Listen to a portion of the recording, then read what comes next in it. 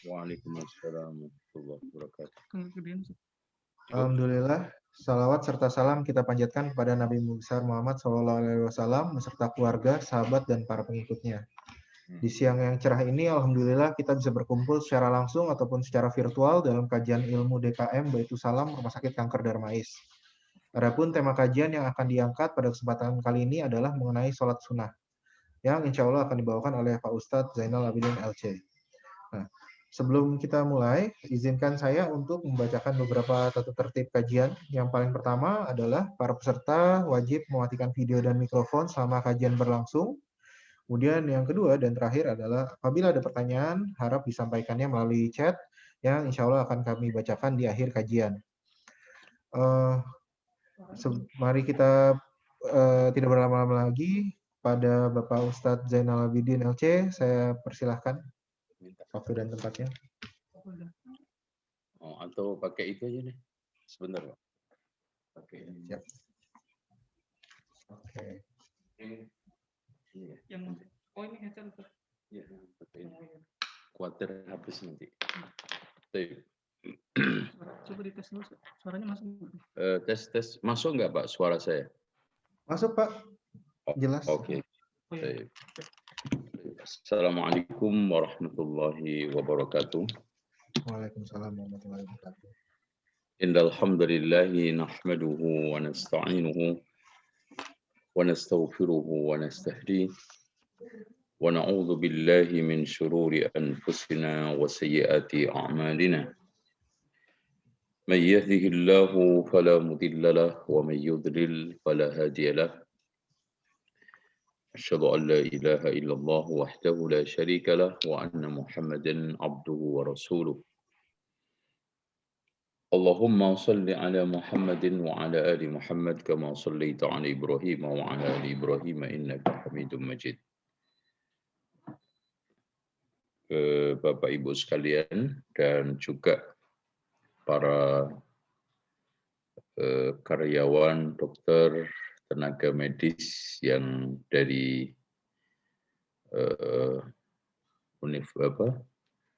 Rumah Sakit Darmais ya. Kita akan membahas masalah sholat sunnah ya. Bismillah. Tapi ada baiknya kita membahas sifat sholat Nabi. Mungkin pada pertemuan kali ini kita membahas sifat sholat Nabi dulu, Pak, secara umum ya. Supaya kita tidak jomplang dan tidak rancu pemahaman kita karena ujuk-ujuk sholat sunnah ya. Tayyib.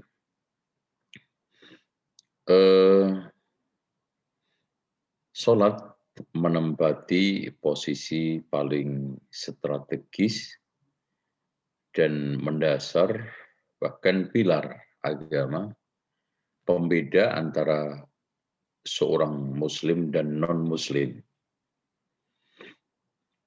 Makanya Rasulullah SAW mengatakan al-ahdu bainana wa bainahum as-salah. Faman tarakaha faqad kafar. Perjanjian antara kami dengan mereka, maksudnya orang-orang non-muslim, adalah sholat. Siapa yang meninggalkan maka dia telah kafir. Mas, ini sendok.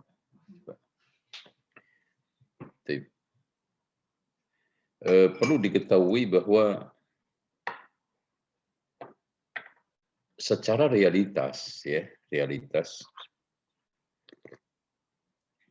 di Darmais saja, Pak. Ya, mungkin perempuan bisa dibedakan ya, jilbab tidak jilbab. Sekarang sama-sama non-muslim di kantor duduk bersama, yang membedakan apa? Secara prinsipil. Ketika zuhur, seorang muslim keluar untuk ke masjid. Itu. Nah, sholat ini diletakkan oleh Allah pada rukun yang kedua di dalam rukun Islam. Ya. Ini memberikan satu pengertian kepada kita, rukun itu satu pilar yang inti yang penting. Ya kurang gede.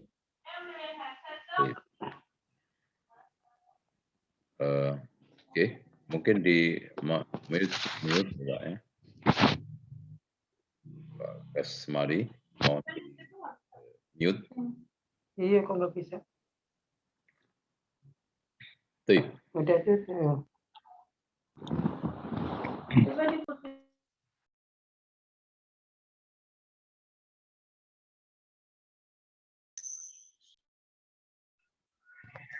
Maaf Pak Ustadz, termute juga Pak. Iya, ini ke mute ini. Oke. Coba bayangkan syariatnya sholat itu di mana? Semua syariat itu Allah turunkan di bumi, kecuali sholat di langit. Subhanallah. Ini bukan tanpa hikmah, dan ini bukan tanpa maksud. Bahkan hikmah secara nyata, kita ketika sholat itu mirip mi'rajnya Rasulullah. Harus meninggalkan kepentingan dunia. Rasulullah itu mi'raj itu kan meninggalkan kepentingan dunia ketika itu. Putus bahkan. Jasmani rohaninya pindah menjadi makhluk langit. Ya. Nah, sholat harusnya begitu. Kita itu menjadi makhluk langit sementara. 10 menit lah. Ya. Ya. Jadi kita putuskan pasien, kita putuskan administrasi kantor, kita putuskan hiruk pikuk kehidupan permasalahan dengan makhluk. Kita hanya punya satu, yaitu masalah sama Khalik. Terus kemudian, sholat itu pencuci. Makanya Rasulullah ketika mengatakan untuk memberikan satu metaforik tentang sholat, Rasulullah katakan,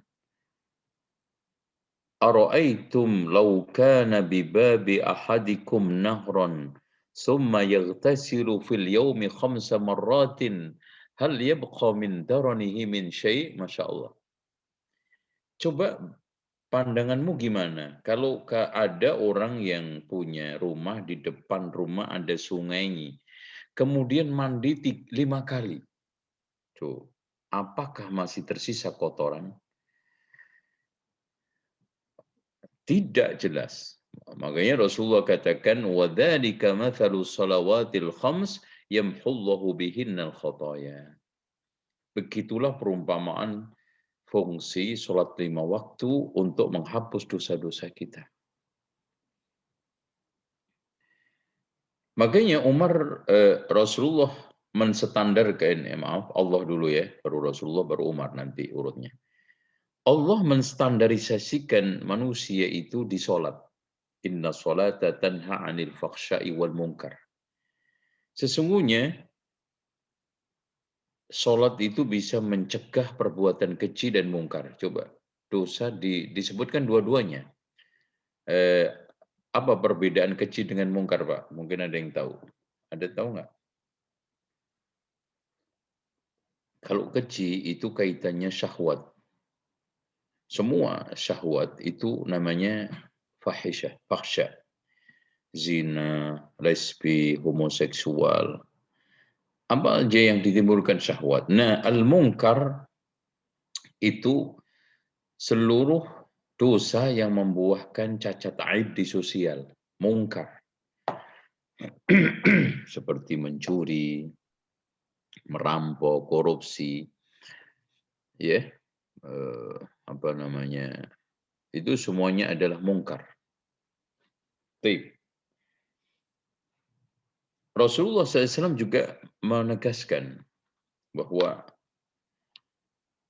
sholat itu amududdin, ra'sul amri al-Islam, pangkal segala urusan adalah Islam. Wa amuduhu as-shalah, puncak, tiangnya adalah sholat.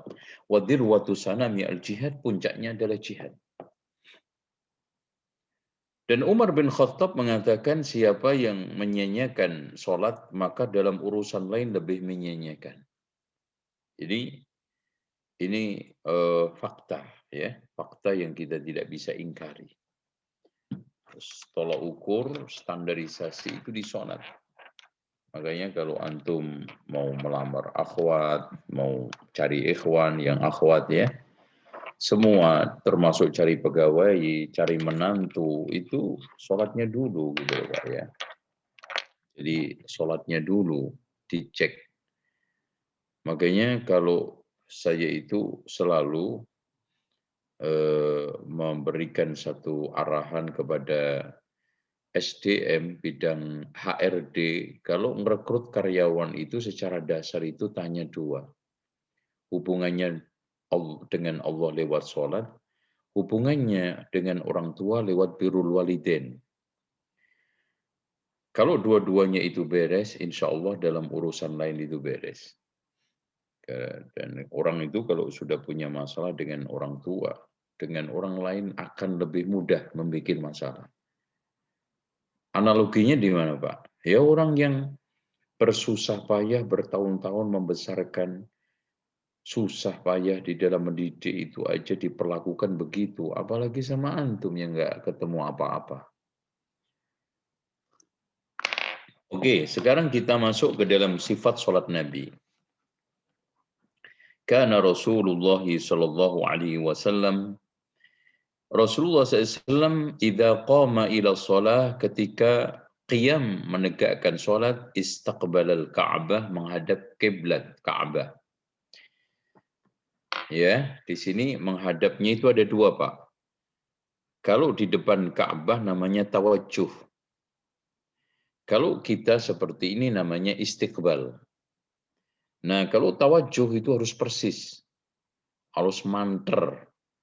Tapi kalau sekarang istiqbal di kita ya kira-kira gitu kan itu. Qaiman, ya berdiri qariban minas sutroh, mendekati sutroh. Sutroh itu penghadang kalau ada yang mengganggu, terutama anjing hitam, wanita, keledai, itu memutus sholat. Makanya harus ada sutroh. Wa kana sallallahu alaihi wasallam yaqulu innamal a'malu binniyat wa innama likulli imri'in ma nawa. Segala sesuatu itu tergantung niat dan masing-masing orang itu mendapatkan pahala tergantung niatnya. Berarti di sini niat itu rukun. Dan niat itu cukup di dalam hati. Makanya Abu Hamid Al-Ghazali di dalam kitab Al-Wajiz menegaskan an-niyatu fil qalbi. Ya, mahalluhal qalb, tempatnya di hati, la fil lisan, tidak di lisan. Ini Imam Al-Ghazali. Thumma kana yastaftihu as-salah biqawli Allahu Akbar. Rasulullah memulai dengan takbir Allahu Akbar. Wa kana yarfa'u yadayhi ma'at takbir. Dia mengangkat tangan bersama takbir tadi, ya. Makanya tolong diperhatikan, mengangkat tangan di dalam sholat itu ada 4 tempat. Dan cara ngangkatnya begini. Jadi posisinya itu seperti tangan kita ketika sujud, Pak. Jadi tangan antum ketika sujud di mana? Itu ya. Gini. Itu. Terus kemudian ketika mau ruku, kita ngangkat tangan. Ketika bangkit dari ruku, kita ngangkat tangan. Nah, ketika bangkit dari rakaat kedua menuju ketiga, itu angkat tangan. Ya, oke. Jadi 4. Dengan takbiratul ihram tadi. Summa yad'ul yumna 'ala al-yusra fawqa sadrihi. Kemudian meletakkan tangan ini telapak tangan di atas telapak kiri, diletakkan di atas dada. Di atas dada ini bukan begini, Pak. Atas itu posisi kalau antum bilang gini, saya meletakkan lukisan di atas dinding. Nempel apa nyangkut di atas? Nempel.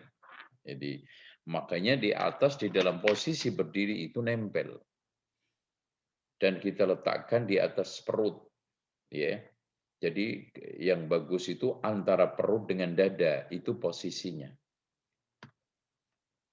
Summa yarmi bi basarihi nahwal ardi, kemudian melemparkan pandangannya ke tempat bumi, maksudnya ke tempat sujud, yaitu sunnahnya. Bahkan haram kita itu melemparkan pandangan ke atas. Bahkan didoakan Rasulullah buta. Summa yastaftihul qira'ah bi ad'iyatin katsiratin mutanawwi'atin, kemudian membuka dengan iftitah, ya doa-doa bacaan yang banyak, ya. Bisa Allahumma ba'id baini wa baina khataayaya, atau bisa juga subhanakallahumma tabarakasmuka wa ta'ala jadduka wa la ilaha ghairuka. Itu doa-doa kaitannya dengan iftitah, ya. Atau bisa Allahumma rabba Jibril wa Mikala wa Israfil fatiras samawati wal ard alimul ghaibi wa syahada anta tahkum baina ibadika fima kanu fihi yakhtalifun ihdini lima ikhtalifa fihi innaka tahdi ila siratim mustaqim. Thumma yasta'idu billahi minasyaitonir rajim, kemudian baca a'udzu billah. Thumma yaqra bi bismillahirrahmanirrahim, kemudian baca bismillahirrahmanirrahim, wala yajharu biha, tidak perlu dikeraskan. Di dalam, maksudnya di dalam salat yang keras. Tapi kalau sir ya sudah nggak ada khilaf. Dan ini masalah khilafiyah, ya.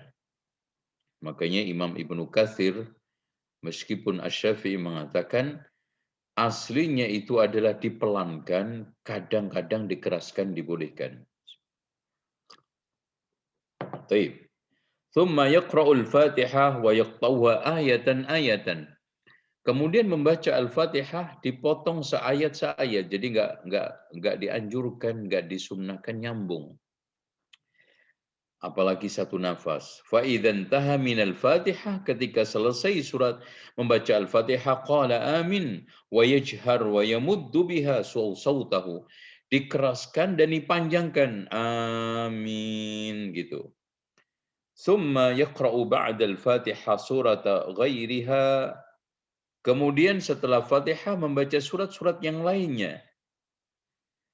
Wa kana yutiluha ahyanan, Rasulullah SAW kadang-kadang memanjangkan, wa yuqassiruha ahyanan, kadang-kadang memendekkan, alias kadang membaca ayat panjang, kadang ayat pendek. Tergantung kondisi kebutuhan. Wa kana sallallahu alaihi wasallam yajharu bil qira'ah fi salati subhi wa fi rak'atayn al-ulayayn min al-maghrib wal isya. Tolong diperhatikan, Rasulullah itu mengeraskan bacaannya itu di salat subuh dan 2 rakaat pertama salat maghrib sama isya. Berarti selain itu sir lirihkan. Wa yusirru biha fi dhuhri wal asri wa thalithati min al maghrib, rakaat ketiga dari maghrib, wal ukhrayaini min al isya, dan 2 rakaat terakhir dari surat isya itu dilirihkan. Wa kana yaj'alu rak'atayn al-akhiratayn aqsar min al-ulayayn qadra nisf. Rasulullah itu kalau sholat, rakaat yang terakhir 2 itu lebih ringan, lebih cepat daripada rakaat 2 yang pertama, ya. Qadra khamsa asyrata ayatan, kira-kira 15. Berarti logis, berarti rakaat 1, 2 itu baca surat Al-Fatihah, baca surat lain. Kemudian 3, 4 pada isya, zuhur, asar itu tidak tidak ada surat lain, cuman Al-Fatihah. Makanya 2 rakaat yang terakhir itu agak lebih cepat dari 2 rakaat yang pertama. Dari isya, zuhur, asar. Baik. Warubbama iqtasara fihi ma'al al-Fatihah. Berarti dari sini boleh kadang-kadang pada rakaat 2 terakhir, yaitu 3, 4, sholat duhur, asar, atau isya, kadang-kadang baca surat selain Fatihah. Jadi selain Fatihah boleh baca surat kadang-kadang. Tapi Rasulullah SAW kebanyakan mencukupkan Al-Fatihah saja pada rakaat ketiga, keempat. Pada sholat isya, duhur, asar. Ya. Thumma kana sallallahu idza faragha minal qira'ah sakata saktatan. Ketika selesai membaca qiraah, beliau diam. Thumma rafa'a yadayhi wa kabbar wa rafa'a. Kemudian mengangkat tangan, berarti mau ruku. Kemudian takbir, Allahu Akbar, ruku. Wa kana yadau kaffayhi 'ala rukbatayhi, dia letakkan dua telapaknya di lututnya. Wa yufarriju baina asabihi, membenggarkan jari-jarinya di lutut tersebut. Jadi tidak dikumpulkan tapi sebarkan di lutut itu.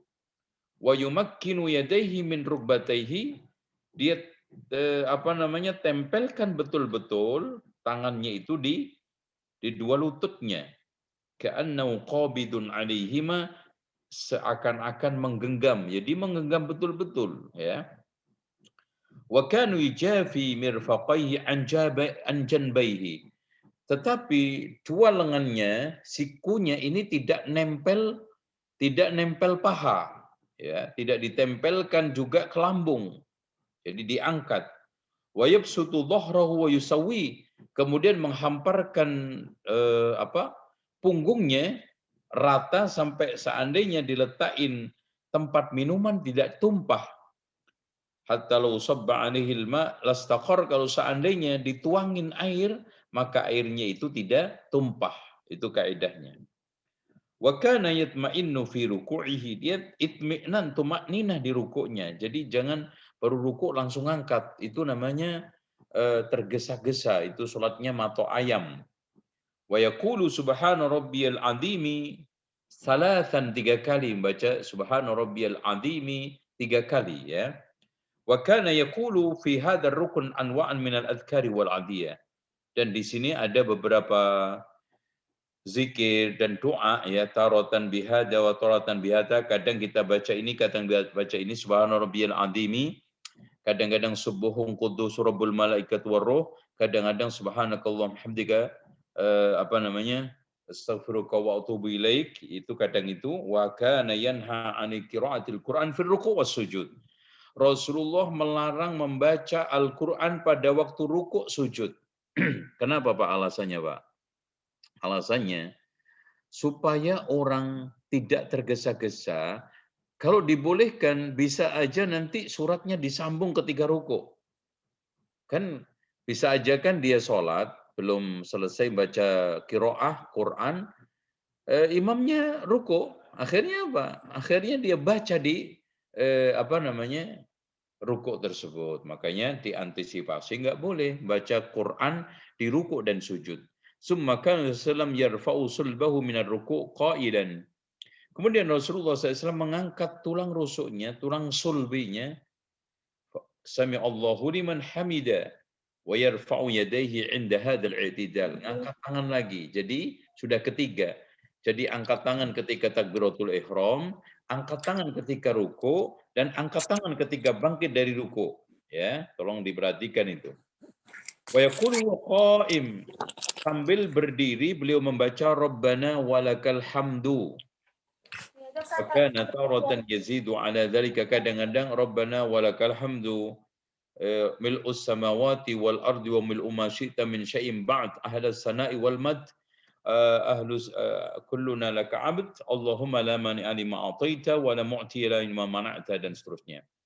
Thumma kana yukabbiru wa yahwi sajidan. Jadi Rasulullah SAW kemudian takbir turun sujud. Wa yada'u yadayhi 'ala al-ardi qabla rukbatayhi. Rasulullah letakkan tangannya sebelum lututnya. Ini ada khilafiyah. Ada yang mengatakan lutut dulu baru tangan ketika merunduk sujud itu, ya. Tapi yang sahih, lutut dulu baru tangan. Karena kalau kita melihat irama turun sesuatu itu kan jatuhnya yang paling rendah. Yang paling rendah setelah kaki apa? Lutut. Setelah lutut apa? Tangan. Setelah tangan apa? Kening, kan gitu.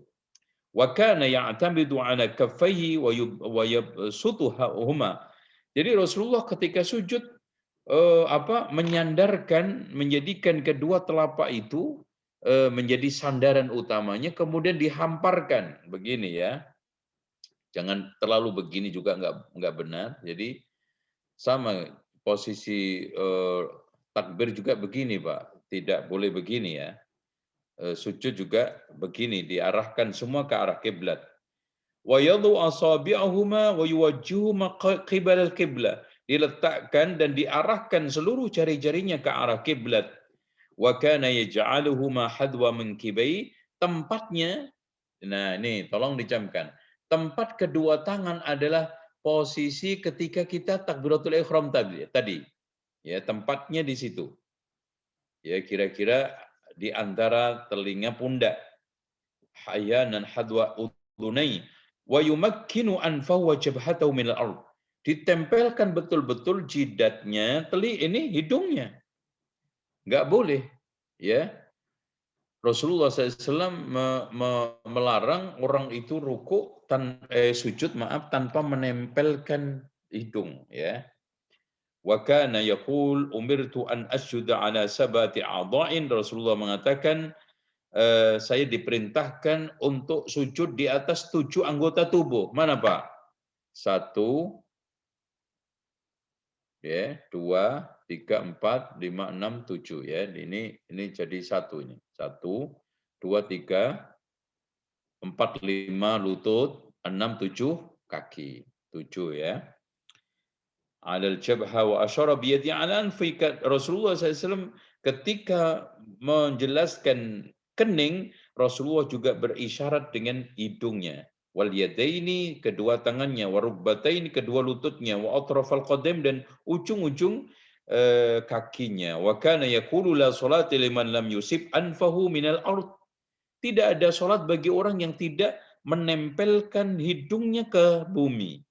Ma yusibul jabin, seperti nempelnya kening kita.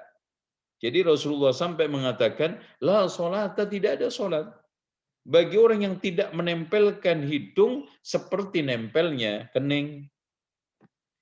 Wa kana yatma'innu fi sujudihi. Beliau tumakninah di sujudnya, artinya betul-betul kita resapi, kita hayati. Jangan sekarang ini kita itu salat itu seperti orang yang enggak konsen, ya, enggak betah di dalam salatnya, ya, pindah sono pindah sini kan gitu. Ibaratnya orang kalau tidak kerasan itu kan gelocotan gitu ya. Jadi orang yang sekarang tidak tenang, tidak tumaknina di dalam salat itu menunjukkan ketidakhadiran dia utuh di dalam salatnya. Oke, wa yaqulu subhana rabbiyal a'la, salasan, membaca subhana rabbiyal a'la 3 kali. Ya, wa kana yaqulu anwa'an min al-adhkari wal adhiyah. Rasulullah punya doa-doa zikir lain ya, sama bisa subuhun quddus rabbul malaikat war ruh, atau subhanakallahumma wa bihamdika astaghfirullah. Ini Allahumma firli, yaitu juga bisa. Wa kana yaqul taratan hadha wa taratan hadha wa kana ya'muru bil ijtihad wal ikthar min ad-du'a. Rasulullah memerintahkan kita untuk bersungguh-sungguh dan memperbanyak doa. Karena Rasulullah SAW katakan, wa amma sujud fajtahidu fid du'a. Adapun ketika sujud, maka bersungguh-sungguhlah di dalam doa, gitu ya. Minta apa saja, dan bahkan Imam Ahmad mengatakan boleh pakai bahasa Indonesia. Coba bayangkan. Thumma kana SAW yarfa'u ra'sahu mukabbira. Kemudian Rasulullah SAW mengangkat kepalanya dari sujud sambil bertakbir, Allahu Akbar. Thumma yafrishu rijlahu yusra. Kemudian iftirosh. Apa itu Pak iftirosh? Iftirosh itu menjadikan telapak kaki kiri itu sebagai tatakan. Iftirosh itu dari kalimat firosh. Firosh itu apa?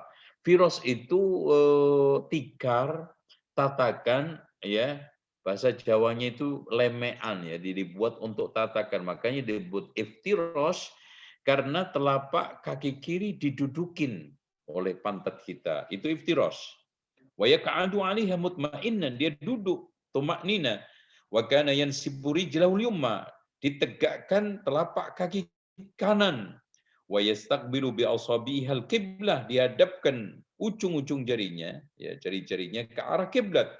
Wa kana yaqulu Allahumma ighfirli warhamni wajburni warfa'ni wahdini wa'afini warzuqni. Thumma yukabbiru wa yasjudu lis-sajdati tsaniyah, kemudian takbir sujud yang kedua. seperti yang pertama, thumma yarfa'u ra'sahu mukabbiran, kemudian mengangkat kepalanya sambil takbir Allahu Akbar, thumma yastawi qa'idan 'ala rijli yusra mu'tadila, kemudian dia duduk ya di atas telapak kaki kiri mu'tadilan hatta yarji kullu admin ila mawdi'ihi, sampai tulang-tulang itu kembali ke tempat semula, thumma yanhad mu'tamidan 'alal ardi ila raq'ati tsaniyah. Jadi tolong diperhatikan, setelah kita itu sujud dari rakaat pertama ini jangan langsung kita naik berdiri. Ada namanya jalsatul istirahah, yaitu duduk sejenak. Nah, duduk sejenak ini memberikan satu kesempatan kita untuk ambil tenaga untuk untuk itu, bahkan di sini dikatakan lamanya itu sampai betul-betul anggota tubuh tulang-tulang ini ke tempat semula kembali. Nah, wa kana yasna'u fiha mithla ma yasna'u fil ula. Nah, sekarang rakaat kedua ini Rasulullah SAW melakukan apa saja yang dilakukan pada rakaat pertama. Jadi enggak ada bedanya, illa annahu kana yaj'alu aqsar minal ula. Tapi rakaat kedua ini agak lebih pendek. Ya, agak lebih cepat dari yang pertama. Hikmahnya apa, Pak? Kalau imam nunggu makmum yang lambat-lambat itu. Thumma kana sallallahu yajlisu littasyahhud ba'da al-firaq min ar-rak'ati tsaniyah. Kemudian ketika rakaat kedua duduk terakhirnya duduk tasyahud. Fa idza kanatis shalat rak'atain, kalau salatnya itu bangsa 2 rakaat jalasa muftarisha. Duduknya iftirash. Jadi salat subuh 2 rakaat itu duduk terakhirnya iftirash, Pak, bukan tawarruk. Ketika sholat rawatib 2 salam juga ini iftirosh. Begitu juga tahajud yang 2 salam iftirosh. Kama yajlisu baina sajdatain, seperti duduk di antara 2 sujud tadi caranya. Wa kadzalika yajlisu fit tasyahhudil ula min ats-tsulatsiyah war rubaiyah. Begitu juga duduk ketika di sholat-sholat yang bangsa 4 dan 3, alias tasyahud pertama dari maghrib, tasyahud kedua dari duhur, asar, isya, itu juga duduknya itu duduk iftiros, ya. Iftiros tadi saya katakan, jadi telapak kaki kiri dijadikan tatakan untuk meletakkan pantat kita, itu ya. Itu iftiros itu namanya. Terus wa kadzalika yajlis fi tasyahhud wa kana idza qa'ada fi tasyahhud wada'a kaffahu al-yumna ala fakhidhihi al-yumna. Jadi ketika Rasulullah SAW duduk di tasyahud, meletakkan tangan kanan di telapak kanan ini di atas di atas paha kanan, di ujungnya dekat dengan lutut ya, di situ. Terus wa wada'a kaffal yusra ala fakhidhil yusra. Letakkan telapak kiri di paha ujung ya, yang mendekati lutut kiri ya.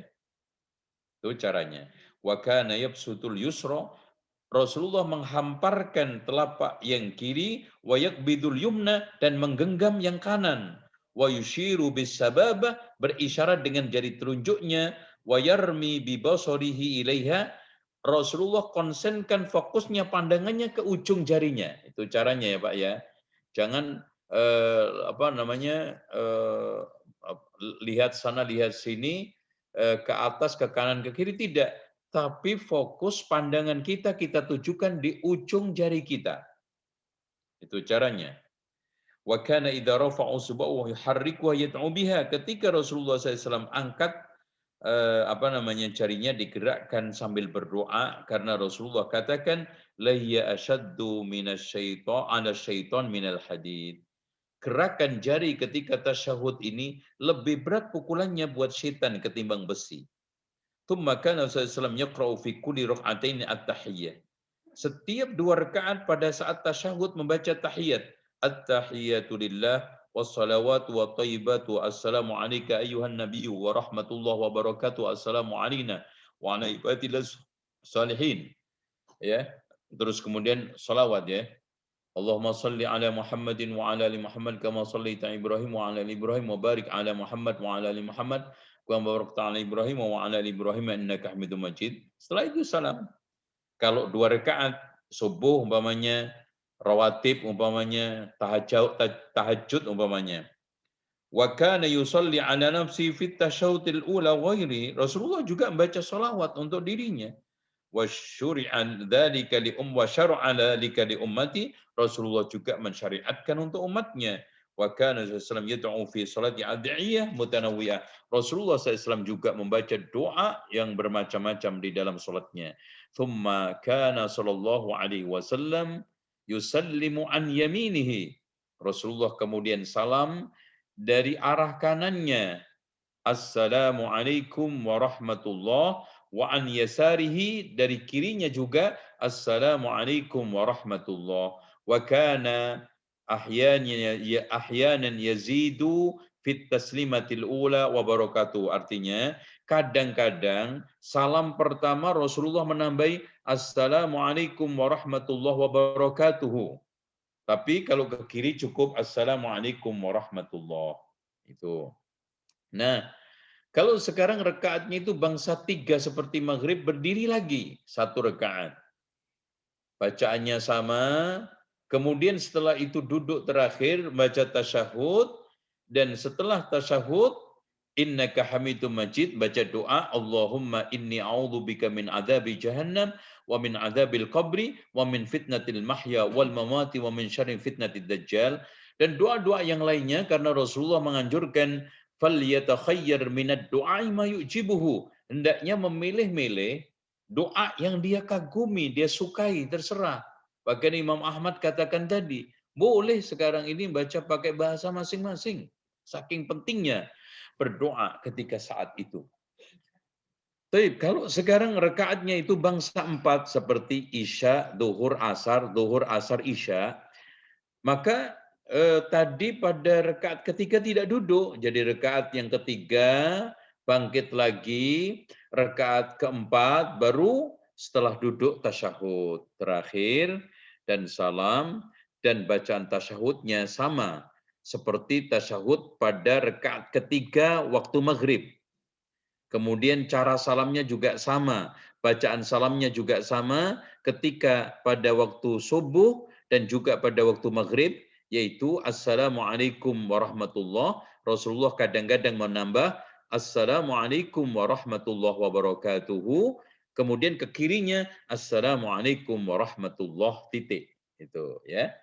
Saya kira itu yang bisa saya sampaikan. Kita mencoba berapresiasi untuk tanya jawab, mengembangkan tentang masalah sifat sholat Nabi ini lewat tanya jawab. Nah, insya Allah pada pertemuan yang akan datang kita sudah memasuki sholat-sholat sunnah, ya, dan insya Allah secara runut kita akan sampaikan sholat-sholat sunnah dari mulai rawatib, tahajud, duha, dan yang lainnya. Biidznillah. Silakan. Terima kasih banyak Ustadz.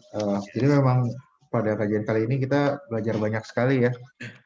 Mungkin bagi yang sebelumnya merasa bahwa sholatnya sudah sempurna gitu, tanda kutip, ternyata dari gerakan-gerakannya saja nih ada beberapa masukan dan ini bisa membantu kita untuk menyempurnakan gerakan-gerakan kita.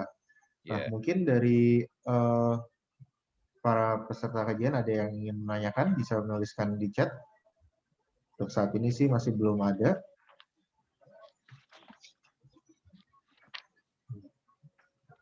Padahal ini tiap hari kita kerjain ya Pak Ustadz ya. Baru tahu juga ternyata. Bahkan kita yang kadang sudah sering menyampaikan, sering sholat pun, bacaan-bacaan itu perlu diupdate, ya, perlu dihafal. Coba kalau kita nanti membahas masalah bacaan-bacaan khusus secara runut, itu boleh juga kita apa saja bacaan pada waktu iftitah. Itu kan sampai lebih daripada 15 bacaan. Jadi artinya boleh kita baca ini, baca ini, baca ini. Dan begitu juga pada waktu ruku, sujud, terus kemudian tasyahud. Ya, silakan. Oke, Pak Ustadz, kalau misalnya belum ada yang mau nanya nih, saya mau nanya beberapa pertanyaan sih. Ya. sih berkaitan dengan dalam dalam urutannya itu kan ada yang setelah kita takbir kemudian kan tidak mengangkat tangannya waktu memulai sholat, itu banyak sekali nih versi-versi yang setelah kita angkat kedua tangannya terus ada yang muter dulu tangannya terus baru ke perut, ada juga yang langsung ke kanan kemudian dia baru tangannya satu-satu. Nah itu dalam menyikapinya bagaimana ya Pak Ustadz ya? Maksudnya baiknya itu bagaimana? Baik. Tentang letaknya itu di dalam hadis-hadis Rasulullah itu di atas pundak, kadang setentang dengan daun telinga. Setentang itu ya tidak harus simetris ya, setentang itu kira-kira. Ada yang menafsiri sampai begini, tapi ini adalah tafsir yang tidak pernah dijelaskan ulama. Dan ini adalah taklif, memaksakan diri. Apalagi di kanan kirinya ada orang bisa ketampar nanti repot gitu. Terus kemudian yang kedua, begini, ini sebetulnya juga rekayasa orang sholat itu sendiri, nggak ada petunjuk dari ulama. Hanya dia itu mencoba begini loh Pak, ngakal-ngakalinya. Kan segala sesuatu itu dianjurkan mulai tangan kanan dulu. Nah begini maksudnya kanan, baru diputar lagi. Padahal Rasulullah SAW jelas teksnya itu ketika dia dalam keadaan sendekap itu meletakkan tangan ke kanan di atas kiri langsung aja. Di atas dada, jadi nggak usah muter-muter. Nah, posisi yang di atas kanan itu juga hanya sekedar sinyalemen, tidak ada rujukan dari ulama yang mu'tabar, dari kitab yang jelas. Akal-akalan juga kan ini dulu meniru posisi meletakkan tangannya Rasulullah ketika perang sambil megang pedang. Siapa bilang? Dan kita juga nggak pernah pegang pedang kecuali tawuran. Gitu. Dan kita nggak pernah jihad. Dan jihad pun kadang-kadang. Sementara sholat itu dibangun di atas yang aslinya. Aslinya apa? Sholat itu normal, tidak perang. Kenapa? Kita posisikan perang terus. Itu kalau benar loh Pak. Tapi ini nggak benar. Rasulullah SAW ketika perang pun tetap seperti ini. Jadi posisi muter ini itu tidak ada rujukannya, tidak ada ulama yang menjadikan pegangan, dan juga yang kitab mu'tabar yang bisa dianggap sebagai rujukan nggak ada. Begitu juga meletakkan di pojok kanan gini, ya itu. Wallahu a'lam. Terima kasih banyak untuk jawabannya Pak Ustadz. Nah ini ada beberapa pertanyaan nih akhirnya dari Pak Saman. Ya. Pak Ustadz, jika ada imam yang terlalu cepat pada rakaat 3 atau 4, kita belum selesai nih baca surat Al-Fatihahnya, sedangkan imam sudah ruku. Apakah kita langsung ruku, langsung ikut imam, atau langsung saja, atau kita harus selesaikan membaca Al-Fatihah dulu, baru kita langsung ikut imamnya? Ini imamnya baru kawin kali ya. Ya, ikhwah sekalian, terutama yang sekarang ini ditunjuk menjadi imam. Tolong diperhatikan adab-adab imamah. Makanya kalau ini nanti berlanjut, habis kita baca rawatib, mungkin baca ini bahas sholatul jamaah, Pak. Ya, kita spesialkan adab-adab menjadi imam itu apa saja, syarat menjadi imam itu apa saja. Karena banyak keluhan dimanapun kajian saya online di TV di ini selalu yang dikeluhkan terutama bacaan imam yang nggak standar. Nah, dalam hal inilah maka orang-orang yang sekarang diberikan satu peluang untuk menjadi imam itu pertama memperbaiki bacaannya. Kemudian setelah itu yang tidak kalah pentingnya adalah mempelajari sifat sholat Nabi. Ya. Nah, kalau sekarang ada orang yang kecepatan seperti itu, maka tidak dosa dia. Karena dia wajib mengikuti gerakan imam, Pak. Nggak boleh melambatkan diri, bahkan mendahului, mengakhirkan, itu siksaannya berat. Bahkan Rasulullah mendoakan, semoga dirubah kepalanya seperti keledai. Kenapa? Karena ittiba itu lebih utama dari melanjutkan kurangnya bacaan. Kenapa?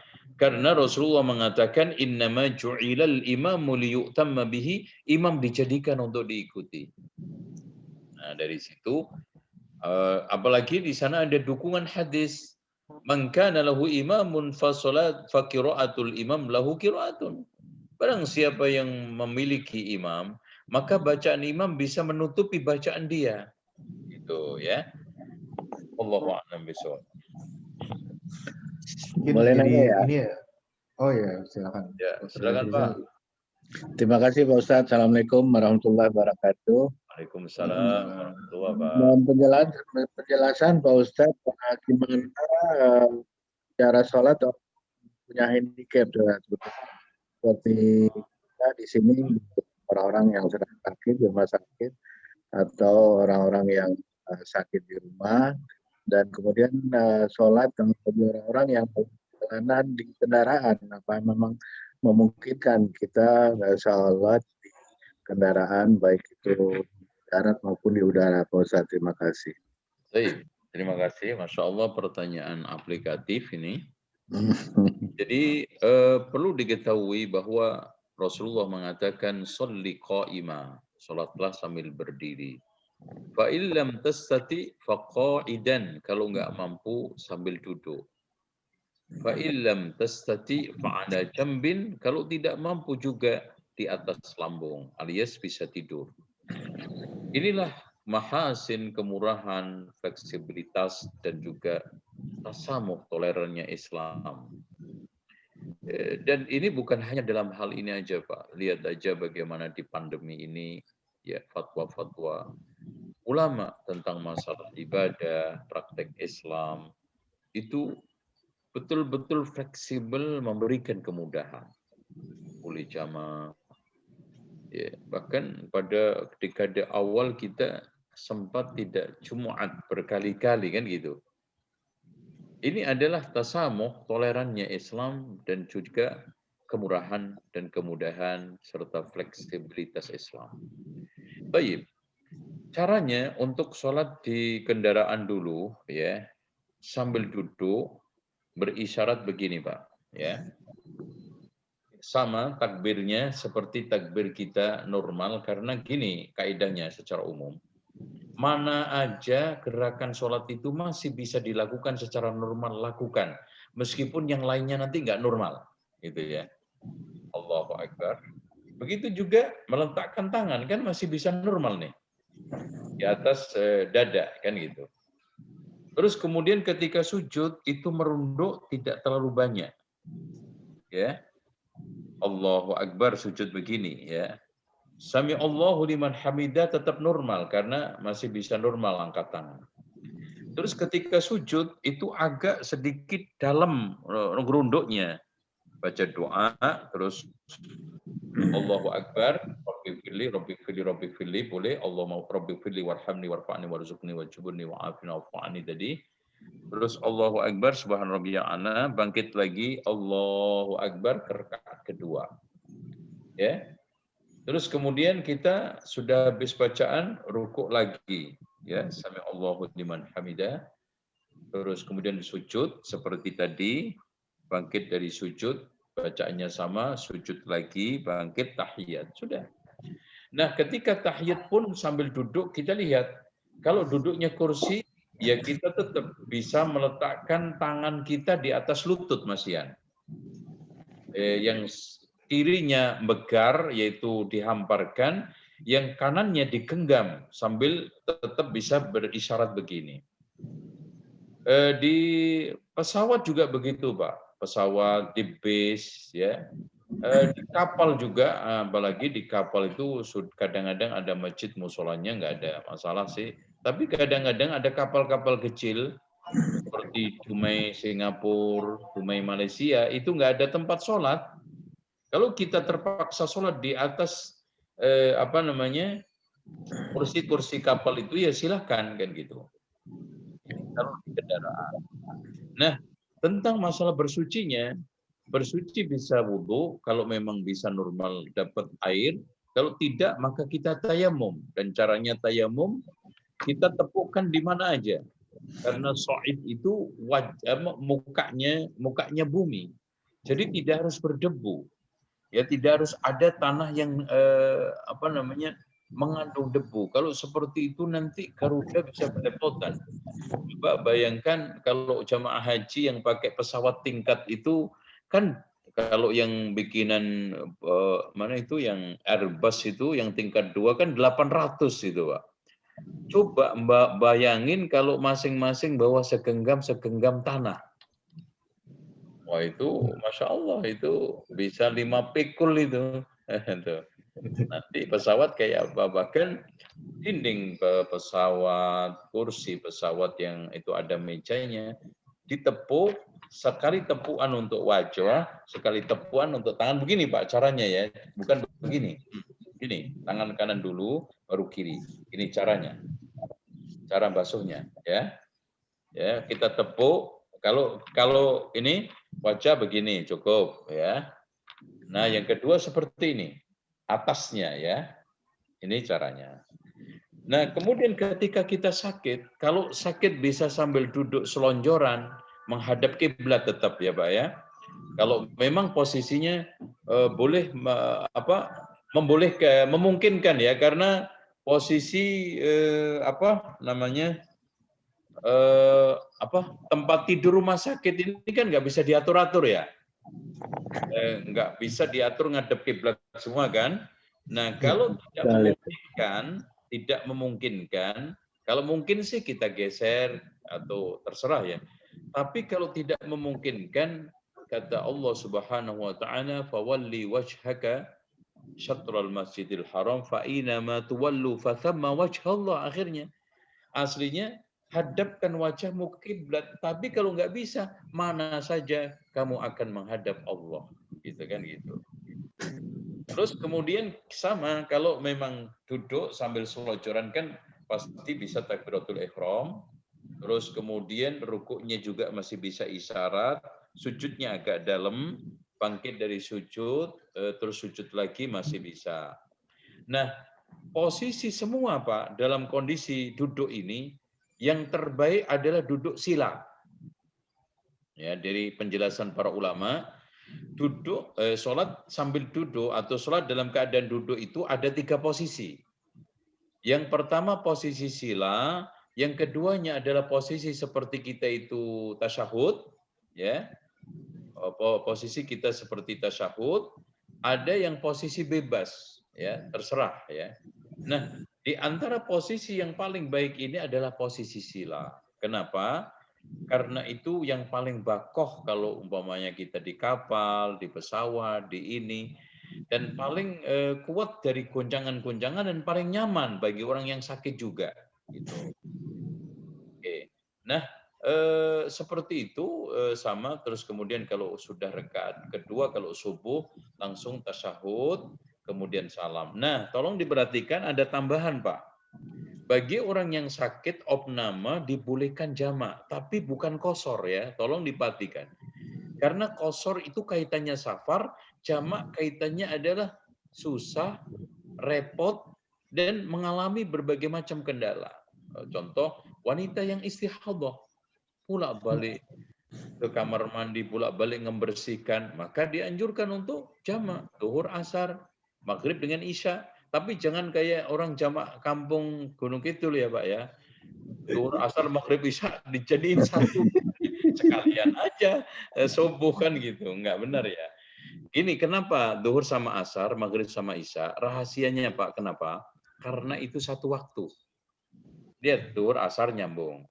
Nanti putus itu. Nah, baru maghrib nyambung isya. Nah, makanya dari sini kenapa yang boleh dijamak itu zuhur dengan asar, maghrib dengan isya karena waktunya sama. Nah, rahasianya juga kenapa subuh ini nggak bisa dijamak? Karena nggak nyambung semua waktu. Dengan isya juga putus. Makanya para ulama benar mengatakan waktu sholatil isya ila nisfil lail.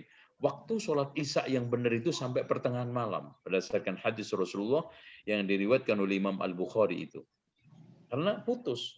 Apalagi ini subuh ke duhur. Wah, putus banget itu ya. Sehingga nggak boleh dijamak. Apalagi di qashar jadi satu, repot juga. Nyanyi witir nanti. Tuh.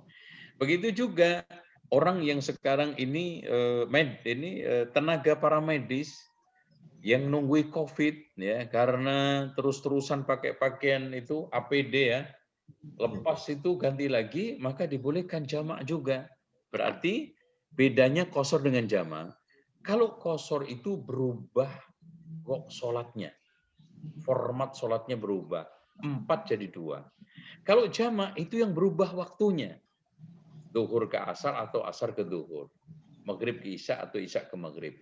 Tapi format waktu sholatnya masih utuh. Maghrib 3, isya tetap 4, digabung itu namanya jamak. Nah, kalau digabungnya di waktu awalnya namanya takdim, kalau digabung di waktu akhir namanya takhir. Itu kan gitu.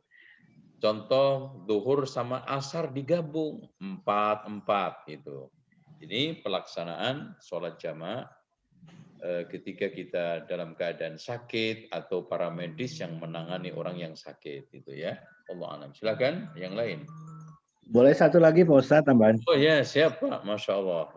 Enggak, ini menyangkut jamak juga untuk safar ini jarak tempuh atau jarak tempuh lamanya waktu atau betul-betul jaraknya karena sekarang Jakarta atau di mana-mana mulai macet lagi jadi kita bisa di jalan 2-3 jam dalam jarak tempuh yang relatif pendek atau harus 90 km Pak Ustadz. Makasih. Baik, ini Masya Allah ya realitas kita.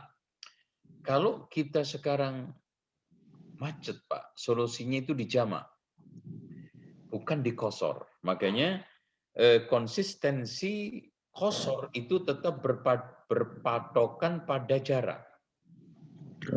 Jarak sama uruf. Kalau Imam Ibnu Taimiyah dan ini anak saya lebih setuju, jarak dan uruf. Uruf artinya itu orang itu dikatakan safar, itu gimana sih urufnya? Ya bawa tas, terus kemudian bawa bekal, ganti pakaian, itu ada persiapan-persiapan. Makanya seorang yang sekarang ini pergi ke sebelah umpamanya Bekasi, umpamanya ke mall, itu nggak dikatakan safar, tapi dhahab kalau dalam bahasa Arabnya. Ad-dhihab itu artinya pergi. Kalau safar bepergian. Dan kita tahu bedanya, orang pergi ke warung dengan pergi ke Solo. Nah, kan gitu. Karena secara uruf, makanya di sini kita tidak semata-mata berpatokan pada jarak. Oh, jarak iya. Untuk fisik kan kita, huruf itu kan perasaan, Pak. Kan? Nah, di sini patokannya perasaan sama apa? Sama fisik. Fisiknya apa? Jarak. Perasaannya apa? Uruf. Urufnya kita perasaannya orang yang safar itu ya bawa tas, terus ganti pakaiannya ada, kemudian bawa dompet bekal-bekal, ya nanti uang apa kayak di perjalanan, terus adalah pokoknya beda banget deh secara uruf orang pergi sama bepergian, orang zihab dengan orang safar itu ya, wallahu a'lam. Makasih Pak Ustadz. Assalamualaikum. Ya. Baik, kita ada beberapa pertanyaan lagi nih Pak Ustadz, cuma memang kan kita terbatas waktu nih, jadi Ya kemungkinan besok kita lagi coba. kan masih ada waktu nih. Iya, iya Pak. Ini kita jawab satu pertanyaan dulu ya Pak ya. Yes, ya. Jadi ada nih dari, oh ini nggak ada namanya, dia bilang, Assalamualaikum Pak Ustadz, izin bertanya. Nah, Yes. saat kita sholat, misalnya mepet karena waktunya di jalan macet gitu. Nah, sholatnya ini belum selesai, tapi ada azan untuk sholat selanjutnya. Sebaiknya kita tetap melanjutkan sholat atau berhenti dan akhirnya mengulang sholat yang tadi, atau dengan sholat jamat, atau bagaimana gitu Pak Ustadz? Wah, ini penting ya. Ada hadis Bukhari Muslim, Rasulullah mengatakan begini. Ini kaidah kita itu terlambat atau dapat sholat. Man adraka raq'atan minal asri qabla an taghruba syamsu faqad adraka sholat. Ini. Siapa yang menemukan satu rakaat dari sholat asar sebelum terbenam matahari telah menemukan sholat. Berarti kaidahnya orang itu dinyatakan menemukan sholat, yang penting bisa sholat satu rakaat di waktunya itu. Meskipun 2, 3, 4-nya keluar dari waktunya. Berarti tetap sholat. Oh, Waman adraka dalam hadis yang lanjutnya. Waman adraka ra'atan minas subhi qabla an tatlu asyamsu faqad adraka shalah.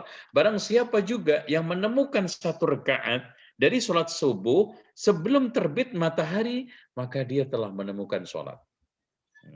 Nah, sekarang kaidahnya lagi juga, kapan kita dinyatakan menemukan satu rakaat? Nah, ini penting. Rasul ini Ibrahim An-Nakhai mengatakan man adrakar ruku'a ma'al imam faqad adrakas shalah. Barang siapa yang menemukan ruku'. Jadi Bapak umpamanya ruku' tek begini, ternyata azan Isya masuk. Nah, itu umpamanya ya. Jadi Bapak ruku', sudah ruku' rakaat pertama dari sholat maghrib umpamanya. Ternyata Allahu Akbar Isya. Gimana kita lanjutin nggak? Kita lanjutkan. Karena kita sudah menemukan satu rakaat. Nah, kalau seandainya sekarang ini baru mulai takbiratul ihram adzan, maka antum batalkan dan antum jamak. Yang pertama maghrib dulu 3 rakaat. Kalau kita rest area ada jamaah, antum secepatnya aja langsung adzan langsung sholat. Apalagi kadang-kadang langsung mereka itu main keber itu, langsung aja maghrib dengan niat jamak sama Isya. Nah, baru setelah itu kita masuk bersama imam. Nemu utuh alhamdulillah, nemu baru tengah alhamdulillah, nemu satu rakaat juga alhamdulillah. Yang penting maghrib antum tamatkan, selesaikan. Itu caranya ya. Wallahu a'lam. Oke, jadi jangan ragu ya Pak Ustadz ya, kalau misalnya seperti itu, kalau misalnya sudah ruku lanjutin aja. Lanjut, karena kaidah orang sholat itu yang penting menemukan satu rakaat. Nah, kaidah satu rakaat itu sudah mulai dihitung ketika dia sudah mulai ruku. Gitu. Ada satu pertanyaan lagi, kayaknya sempat sih nih Pak Ustadz. Ya, Jadi pertanyaannya adalah dari Bapak Ardian. Mohon arahan Pak Ustadz, khususnya buat kami yang belum cukup ilmu. Secara umum, jika mendapatkan nasihat atau ilmu baru yang berbeda dengan yang biasa dilaksanakan sehari-hari, bagaimana menyikapinya? Langsung laksanakan atau bisa kami konsultasikan dulu dengan para guru atau Ustadz atau orang yang lebih berilmu. Mungkin berkaitan dengan ya ilmu-ilmu, bukan ilmu sih, jadi gerakan-gerakan sholat yang baru atau misalnya itu mungkin Pak Ustadz. Ya, sebetulnya kita itu punya kebebasan untuk di dalam rangka meneguhkan ilmu dan pemahaman kita. Dan bahkan kita sangat baik kalau kita konfrontasikan, kita coba argumentasikan dengan kitab lain, dengan ustadz lain, dengan ulama lain. Tapi tetap itu ilmiah. Maksudnya ketika antum melihat satu atau mengikuti kajian itu argumentasinya, hadisnya, dalilnya itu yang harus kita utamakan dulu, bukan orangnya. Pindah satu orang ke orang lain, kalau kita lihat orangnya, kita makin menambah kebingungan. Tapi yang benar apa yang dikatakan Ali bin Abi Thalib. A'rifil haqqa ta'rif ahlahu. Kenalilah kebenaran, kamu akan kenal siapa yang benar. Ikutilah orang karena dia benar. Jangan mengikuti kebenaran karena orang. Nah, oleh karena itu, ketika kita nanya pun argumentasi. Kira-kira Pak Ustadz mengatakan ini apa dalilnya? Begitu juga ke saya, begitu juga ketika mengkonfrontasikan, mengkonfirmasikan, kalau kita ingin bahasa yang lebih pas, dikonfirmasikan kepada ustadz lain, pendapat lain, ujung-ujungnya kenalilah kebenaran dulu. Jangan kenal siapa yang benar. Repot kalau kita nyari siapa yang benar. Karena kebenaran pada akhirnya kalau di orang itu nggak mutlak, tapi kalau di konsep pasti mutlak. Nah, ketika kita kenali dalilnya, bukunya, terus argumentasinya, baru ini pendapat Imam Syafi'i. Oh, itu pendapat Imam Malik. Oh, ini pendapat fulan. argumentasinya ini, dan makanya disinilah Pak dibutuhkan proses ta'lim itu serius, dibutuhkan waktu yang kata Imam Asy-Syafi'i sangat panjang, dibutuhkan kita untuk agak sedikit berusaha untuk mengeluarkan keringat pikiran. Kan gini aja Pak, realitas menunjukkan kan Pak, Bapak nggak bisa sampai pada pemahaman kedokteran spesialis, kecuali setelah apa? Berproses. Ya, kan untuk mendapati ilmu dunia aja susah kan? Apalagi ilmu akhirat, ilmu agama, nggak bisa sambil lalu. Ini akhirat kita, ini terkait kebahagiaan abadi kita, taruhan kita nanti setelah kematian. Masa kita asal sambil lalu begitu aja. Makanya caranya dialogis, argumentatif, persuasif, nah kompromistis. Itu cara mencari kebenaran. Insya Allah kita akan mendapatkan pelan-pelan sampai pada titik insya Allah. Kalau langkah 4 itu kita lakukan. Demikian saya kira cukup. Kita biar enggak bosan, zurhibbah, tazdad hubba. Ya. Silakan Pak. Baik, terima kasih banyak untuk waktunya Pak Ustadz. Maaf tadi saya putus koneksinya. Ya. Jadi memang dari kajian kali ini nih kita belum menyelami lebih lanjut ke sholat sunnah karena memang banyak sekali nih dari sholat-sholat Nabi, dari sifat-sifatnya yang penting untuk diluruskan. Semoga hasil dari kajian ini bermanfaat bagi kita semua dan kita insya Allah kita bisa bertemu lagi di kesempatan berikutnya untuk membahas lebih lanjut untuk sholat sunnah yang berikutnya. Gitu. Kami pamit undur diri. Terima kasih banyak Pak Ustadz. Kita sama-sama menutupnya dengan mengucapkan alhamdulillah. Alhamdulillah, terima kasih Pak Ustaz. Terima kasih banyak Pak Ustaz. Subhanallah. Ana undur diri ya, live ya. Baik, terima kasih banyak Pak Ustaz. Saya juga izin undur diri. Terima kasih untuk